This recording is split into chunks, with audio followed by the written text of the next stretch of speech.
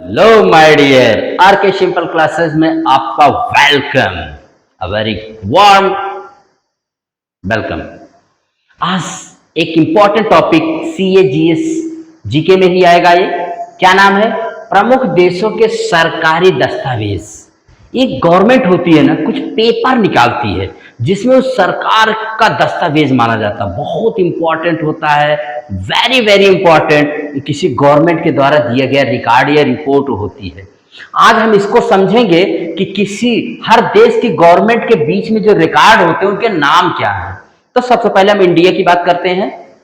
अब इंडिया में इंडिया की सरकार अगर कोई दस्तावेज निकालती है तो उसको व्हाइट पेपर कहते हैं। व्हाइट पेपर आप आए दिन मांग करते हैं, देखो विपक्षी दल व्हाइट पेपर जारी करे, सरकार व्हाइट पेपर जारी करे किसी बात को लेकर, किसी घटना को लेकर, किसी कोई भी बात होगी तो व्हाइट पेपर जो होता है ये भारत सरकार की किसी विशेष विषय पर जारी की गई रिपोर्ट को कहा जाता है।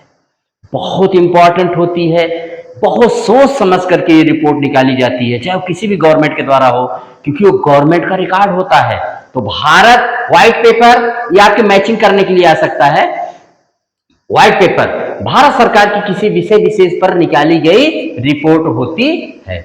ब्लू बुक ब्रिटिश सरकार की रिपोर्ट या प्रकाशन। ब्रिटिश सरकार यानी इंग्लैंड की सरकार, यूके की सरकार अगर कोई अपना रिपोर्ट या कोई प्रकाशन करना चाहती है या करती है तो उसको क्या कहते हैं? उसको ब्लू बुक नाम दिया जाता है, blue book.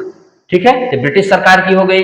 Green book Italy और ईरान, याद रखिएगा इटली और ईरान दोनों देशों की सरकार के द्वारा प्रकाशित की गई रिपोर्ट या कोई प्रकाशन क्या कहलाता है? ग्रीन बुक कहलाता है, इटली और ईरान की सरकार द्वारा। ग्रे बुक बेल्जियम और जापान की सरकार के द्वारा जारी की गई रिपोर्ट या प्रकाशन ग्रे बुक कहलाता है। ऑरेंज बुक ये नीदरलैंड्स की सरकार द्वारा जारी की गई रिपोर्ट या प्रकाशन को क्या कहा जाता है? Orange book. व्हाइट बुक, देखो व्हाइट बुक और व्हाइट पेपर है, तो व्हाइट बुक क्या है? व्हाइट बुक जो है वो जर्मनी, पुर्तगाल और चीन की सरकार के द्वारा जारी किए गई कोई रिपोर्ट या प्रकाशन है। यानी जर्मनी, पुर्तगाल और चीन की सरकार के द्वारा जारी किया गया कोई रिपोर्ट या प्रकाशन क्या कहलाता है? White book. जबकि भारत सरकार की द्वारा जारी किया गया कोई रिपोर्ट या प्रकाशन क्या कहलाता है? White paper. Understand? White book और व्हाइट पेपर में कंफ्यूज मत होइएगा। व्हाइट बुक तीन देशों की सरकार द्वारा, कौन कौन? जर्मनी, पुर्तगाल और चीन सरकार, और व्हाइट पेपर भारत सरकार की रिपोर्ट होती है। येलो बुक फ्रांस की सरकार द्वारा जारी की गई रिपोर्ट या कोई प्रकाशन येलो बुक कहलाती है, येलो बुक। ज्वाइंट पेपर जब दो या दो से अधिक सरकारों के द्वारा कोई संयुक्त रिपोर्ट या प्रकाशन जारी की जाती है तो उसको येलो बुक कहते हैं। अब देखिए यहीं पर एक टर्म मैंने आपको लिख दिया, MOU मेमोरेंडम ऑफ अंडरस्टैंडिंग, एक प्रकार का आंतरिक समझौता ज्ञापन होता है, इसको समझौता ज्ञापन कहते हैं। जब दो संस्थाओं, दो कंपनियों या किसी या दो देशों के बीच में MOU साइन होते रहते हैं। तो आप जानते रहिए, बहुत पूछा जाता है एग्जाम में कि ये समझौता ज्ञापन ये क्या होता है, तो जानिएगा ये भी एक प्रकार का क्या है?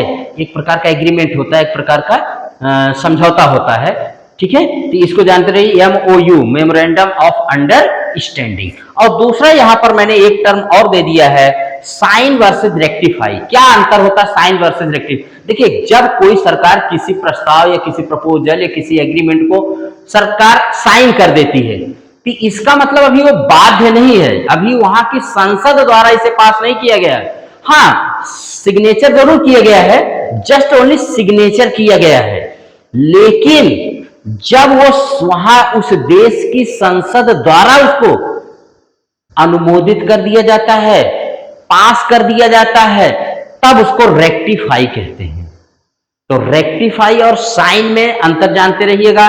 रेक्टिफाई के बाद आपके वो प्रपोजल या एग्रीमेंट या जो भी आपने किया है वो आपके लिए बाइंडिंग हो जाएगा, बाध्यकारी हो जाएगा, जबकि साइन करने में उतनी दिक्कत नहीं है, क्योंकि अभी आपने साइन किया है, अपने यहाँ की संसद से उसको अभी आपने पास नहीं करवाया है। तो साइन एंड रेक्टिफाई दोनों वर्ड को अंतर जानते रहिएगा कि वेदर इट इज साइंड और वेदर इट इज रेक्टिफाइड। अगर साइंड होगा तो सिर्फ सिग्नेचर होगा, अभी वो बाइंडिंग नहीं है उस देश के लिए या उस वहां की गवर्नमेंट के लिए। लेकिन अगर वो रेक्टिफाई हो जाएगा तो टोटली बाइंडिंग हो जाता है और फिर उसकी सारी शर्तों को मानना उस गवर्नमेंट के लिए, उस देश के लिए नेसेसरी हो जाता है। तो यही छोटी सी जानकारी लेकिन बहुत इंपॉर्टेंट जानकारी है, आप इसको जानते रहिए और अपनी पढ़ाई को धार देते रहिए, ड्रीम्स देखिए और ड्रीम्स को पूरा करने के लिए आप अपने मेहनत को नए ढंग से करते रहिए। ठीक है, इसी के साथ आर के सिंपल क्लासेस अपनी इस क्लास को यहीं पर एंड करता है। अगर ये वीडियो आपको यूजफुल लगता है कि मेरी सर्विस पाने में या मेरे नॉलेज को बढ़ाने में हेल्पफुल है और यूजफुल है, तो आप इसको लाइक, सब्सक्राइब एंड शेयर जरूर करिएगा। Thank you very much.